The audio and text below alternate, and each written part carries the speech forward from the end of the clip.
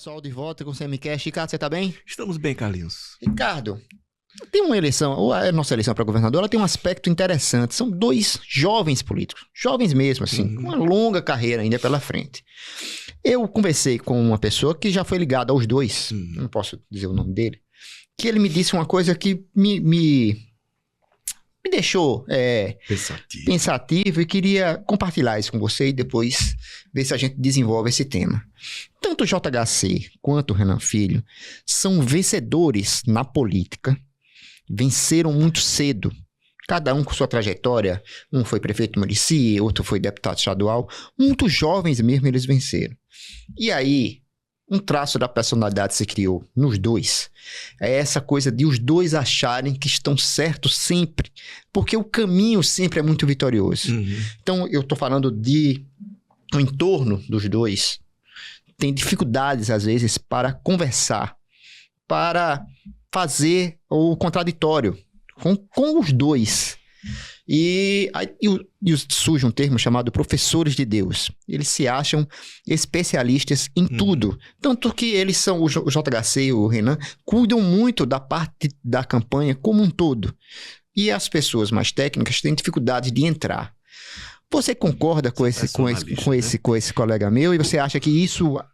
Concordo. É engraçado que muito se fala assim, é preciso aprender a perder. É isso. Não, mas eu acho que é preciso aprender a ganhar. E saber ganhar é muito mais difícil do que saber perder. Porque vai exigir de você a humildade que eles dois não têm. O Tony Blair foi primeiro-ministro da Inglaterra, né? Era chamado de Poodle do Bush, né? Pela postura subserviente que ele tinha em relação à invasão do Iraque. Invasão, né? Falando destruição de um país, né? Como os Estados Unidos fizeram. Destruíram um país. Mas ele escreveu um livro de memórias chamado Uma Jornada. Eu não li esse livro, nem vou ler nunca, custa R$800. Meu Deus. Eu não tenho como pagar R$800 num livro, só se fosse um livro espetacular. Olha, o Guimarães Rosa deixou um livro, aí eu iria comprar. Por esse preço eu faria um esforço, mas compraria. Mas do Tony Blair seguramente não. Mas ele escreve essa autobiografia dele e tem um ponto que me chama a atenção, muito interessante, que eu li em outros livros, que ele diz que o seguinte, que um político, ele pegando o exemplo dele, né? Quando ele inicia a atividade política, ele ouve muito, pede conselho, estuda, fica atento à história de outros políticos, né? Que desenvolveram-se, que cresceram, que foram personagens grandes da política. E aí esse primeiro momento ele é fundamental para que esse político cresça. Aí tem a segunda fase. Eu acho que os dois, até pelas vitórias que obtiveram e que se consideram ambos, né, divindades, a história de professores de Deus é uma definição ótima, né? Os dois se consideram professores de Deus. Eles não aceitam mais, nessa segunda fase, opiniões, conselhos, críticas. Não tem jeito. Nessa primeira fase, sim, diz o Tony Blair. E eles vivem este segundo momento da atividade política, até pelas vitórias que obtiveram. Ora, se eles foram vitoriosos até aqui, é porque eles estão certos. Não atribuem isso a ninguém que tenha ensinado lá, enfim, quando eles começaram, nem muito menos aos presentes, né? Aqueles que estão no entorno, então. Então, o que acontece com Renan Filho e JHC é exatamente isso. Eles vivem esse momento de professores de Deus, de divindades, que não querem ouvir mais ninguém, fazem um esforço numa campanha eleitoral, né? Eu diria até mais que o Renan Filho. Nenhum dos dois gosta, nenhum dos dois. Eu afirmo isso porque eu sei desse contato político cotidiano. Quando eles estão no poder, Renan Filho como governador, o JHC como prefeito, de estar recebendo ali vereador, de estar recebendo prefeito, eles não gostam disso. Mas na campanha eleitoral, eles precisam dessa turma para que continuem no poder. Isso significa que é um aprendizado de humildade? Coisa nenhuma. É um momento passageiro. Essa humildade, diz o Tony Blair, eles devem recobrar lá na frente. Quando passarem nessa fase, que eles saírem do auge, né? E começarem o processo de descenso, eles vão passar a entender que as críticas são fundamentais. E vai ouvir. com mais vagar, não a todo mundo, né? Mas eles vão ouvir com mais vagar, com mais atenção, aquilo que as pessoas dizem, olha, você fez errado aqui, fez errado ali, mas isso é depois. Neste momento, enquanto eles estiverem ganhando, os dois, eles terão essa postura egocêntrica, ególatra, em que eu sou o bacanão, o professor de Deus. Eles vivem esse momento. Significa que eles são de todos ruins? De jeito nenhum. Eu estou falando aqui nesse tipo, né, que foi desenvolvido pelo Tony Blair, porque ele passou por isso. E ele vive hoje, né, no ostracismo. Sim. É um ex-primeiro-ministro que virou zombaria exatamente pela postura subserviente que ele tinha em relação aos Estados Unidos e particularmente o Bush, enquanto os Estados Unidos destruíam um país, né? 650 mil mortos, né? Até hoje, porque tem aquelas guerras internas lá.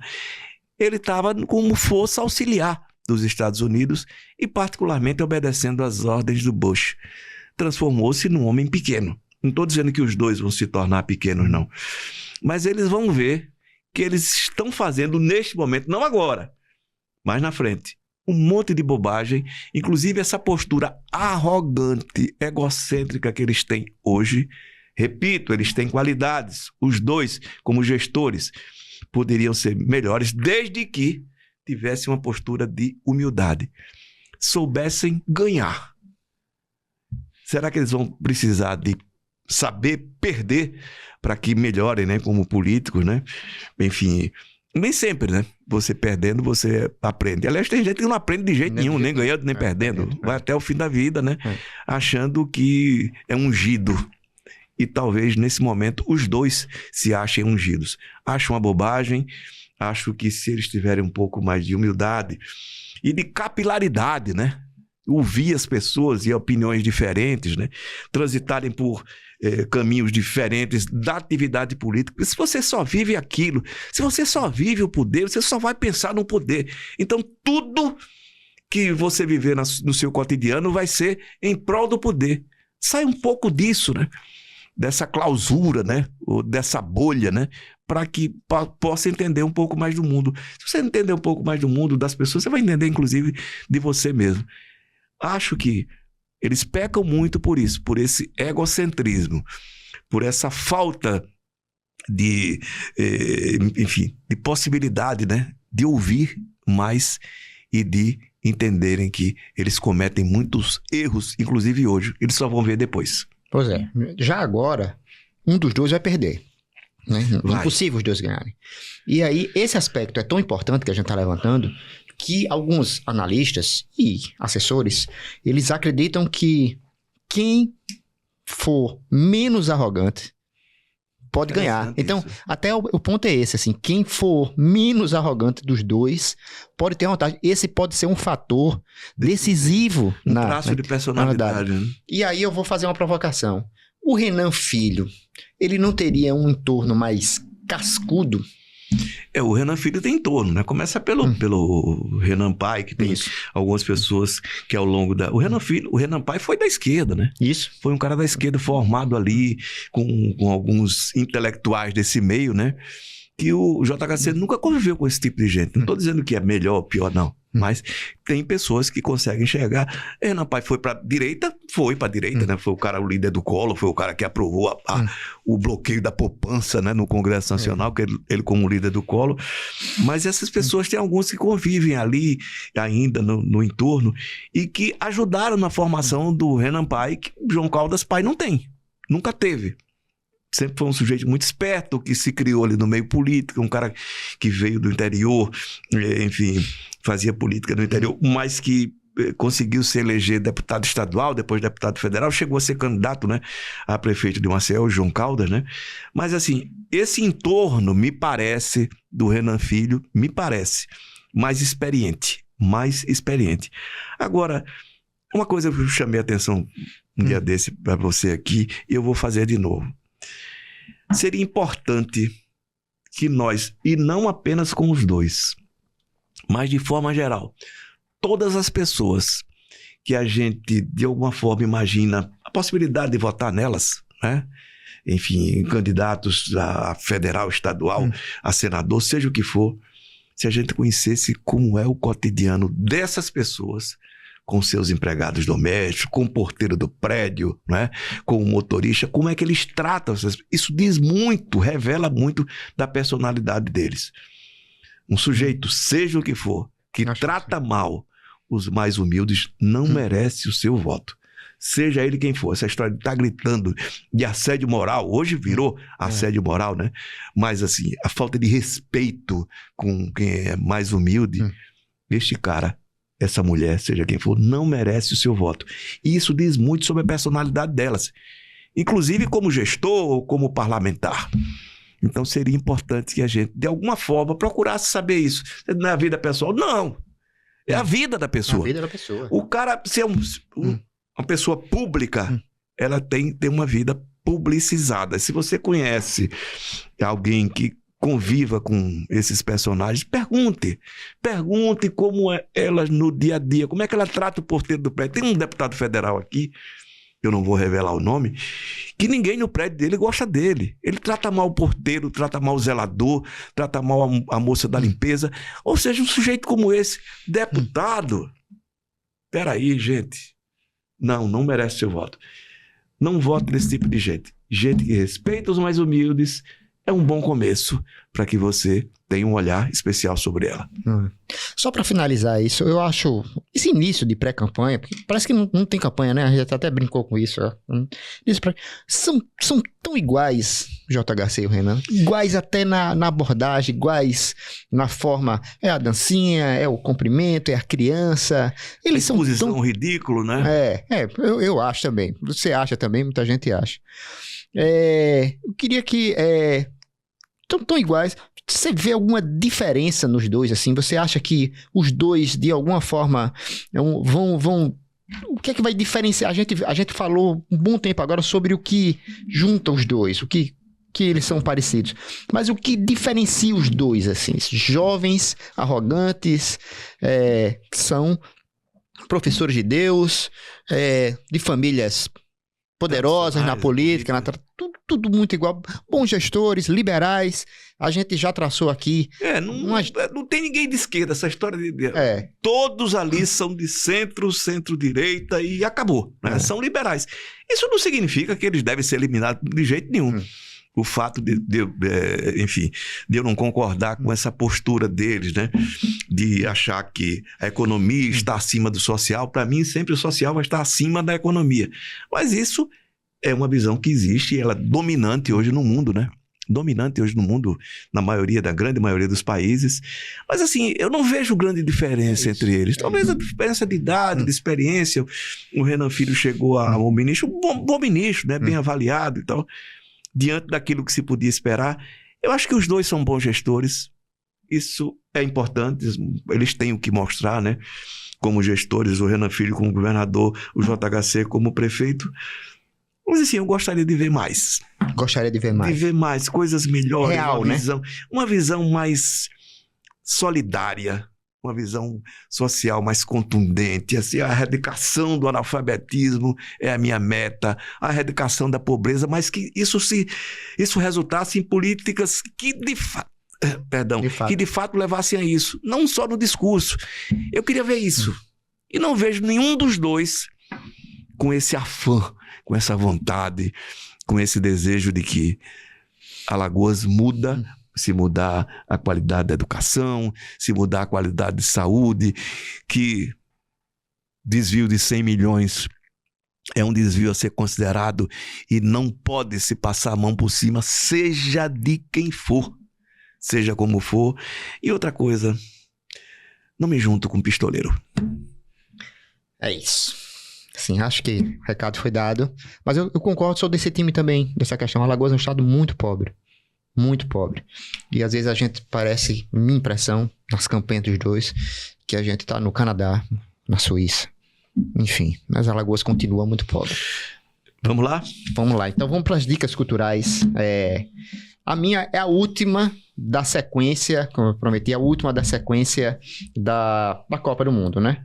E eu deixei esse documentário por último, porque é o documentário que eu acho mais impactante, porque ele mistura política e futebol. O documentário chama Os Esquemas da FIFA. tá na Netflix. São 4 episódios. Ele fala de como... de todo esse esquema de roubo que existiu na FIFA. De Avalanche, brasileiro, até Josef Blatter, o suíço. O documentário é maravilhoso porque ele ouve essas pessoas. Ele ouve o Blatter, ele ouve o Jeremy Hager, ele ouve todos... E ele fala da investigação do FBI. É uma investigação do FBI que culminou na mudança de gestão da FIFA. Não que seja para melhor, a gente até já falou nisso. Mas percepção de como a FIFA se tornou uma multinacional, né? E aí, poderosíssima. De bilhões, né? A venda da sede para o Catar. Então, esse documentário ele é muito interessante. É da BBC de Londrina. Eu sou fã dos documentários da BBC. Então, acho... Como se pode fazer televisão de qualidade, né? Pública, exatamente. Até hoje, pública e de qualidade. São 4 episódios, assim... bem redondinhos, com muita informação. Não é aquele documentário chato, narrador. Então você tem as entrevistas, muita imagem de arquivo. Tá lá na Netflix, 4 episódios de 50 minutos, os esquemas da FIFA. E o seu, Ricardo? Pois é. Se você não vai ver a Copa, ou se vai ver e quer ter um momento de refresco, esse livro do Fernando Sabino é uma delícia. O Grande Mente Capta. Eu vi isso, sei lá, há 40 anos. E revi agora. Eu sempre tenho um conselho do professor Zé Geraldo Marques, sim, né, que a gente já teve aqui. Que já entrevistou. Eu gosto muito de ler sobre ciência e biologia em particular. O Zé Geraldo sempre foi minha referência nessa área de biologia. Ele sempre me indicou grandes autores que eu conheço por causa dele. Steve Jay Gould, Richard Dawkins, Eduardo Wilson. Eu conheci através do Zé Geraldo, que foi meu professor na universidade. E ele sempre dizia para mim o seguinte: nunca deixe a ficção do lado, a ficção e a poesia. E é um conselho que eu sigo mesmo. E sempre estou vendo ficção e poesia. Esse livro do Fernando Sabino, vamos lá, não é um clássico da literatura brasileira como é Guimarães Rosa ou Machado de Assis. Mas é um livro delicioso. O Grande Mentecapto. A história do Viramundo, né? Geraldo Viramundo, que é um arremedo, né? De Dom Quixote. E ele começa sempre os capítulos, inclusive, como Dom Quixote, de como Viramundo entrou numa briga, assim, sabe? Como acontece no Dom Quixote, né? Sempre começa com um texto mais ou menos assim. E vale muito a pena, é muito divertido, com expressões absolutamente brasileiras, não portuguesas, mas brasileiras, né? Ele faz um passeio pelo interior de Minas Gerais, né? Enfim, das comidinhas, inclusive das comidinhas mineiras, que eu adoro, para mim a culinária é imbatível. Eu só deixo a feijoada do lado, porque eu sou um feijoadeiro apaixonado. Mas vale muito a pena, você se diverte, é muito divertido. E ele brinca, toda aquela geração dele é citada, né? Murilo Mendes, Otto Lara Rezende, eles é um Otto, não sei o quê, como diz o Pepe. Ele cita durante o enredo, né, dessa história e vai contando a tragédia, entre aspas, uma tragicomédia que é a vida do Geraldo Viramundo. Vale a pena ver. É divertido, é boa leitura, muito bem escrito pelo Fernando Sabino, que era um grandíssimo escritor, né, mineiro, da geração de ouro de Minas Gerais, e que vale a pena ser visto e revisto. É isso, o Grande Mentecapto. Perfeito. Fernando Sabino. Perfeito, Ricardo. Ricardo, um grande abraço. Um abraço, Carlinhos. Um abraço, pessoal. Até a próxima semana.